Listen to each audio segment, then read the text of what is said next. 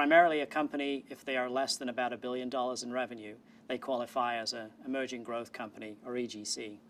And they can be an EGC for about 5 years. The Jobs Act has had a significant impact on the market. We're about a year into the Jobs Act being available to companies to apply to the SEC under, and it's had a significant impact. The first issue around confidential filings, the vast majority of companies that qualify these days are filing confidentially.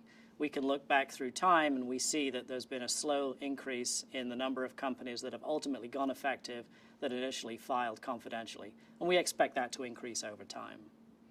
The second big provision, financial statements. Companies are allowed to file 2 years of audited financial statements as opposed to 3. What we've seen, though, when we look back over the last 12 months is even though companies are allowed to file 2 years versus 3 years, the vast majority, over 70%, are still filing 3 years worth of audited financial statements. If I was an investor and I had 2 equal companies, one had more financial information and one had less, I'd probably think that there's more risk associated with the company with less financial information than more. So I think many companies are turning and thinking, if I have 3 years of financial information, audited financial information, I'll put them in. So about 70% of companies are doing that. One of the things that the Jobs Act did was create this on-ramp whereby EGCs, if they want to elect and stick with a private company adoption of accounting policies, they can do that. Public companies obviously have to adapt on a certain timeline, and private companies were given an election to adopt on a slightly reduced timeline.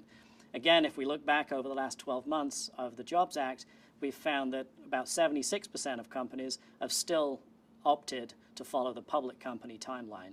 They want to be treated just like any other public company and have full comparison and full comparability to the other public companies that are out there. When we work with companies, we typically like to get involved in the planning stage. When companies thinking about going through an IPO, we want to help them think through their alternatives. The Jobs Act gives a company that qualifies a number of alternatives to think about: reduced financial information, reduced disclosures, confidential filings, etc. So we like to work with companies to figure out what are the options that are out there. Do you have 5 years of financial information? Do you have 3 years of audited information? How difficult would it be to put that information together? Then, given that data set, figure out what does it mean for investors. Are you going to be able to market your company better? Are you going to have a better story? Are you going to have better trend analysis if you have more financial information? Just because you're allowed to present less information, many times it doesn't mean that companies should present that shorter amount of information. So we like, at PwC, we like to work with companies to figure out those alternatives and figure out what's best for them, what tells their best story, and what's best for them as they move into the public marketplace.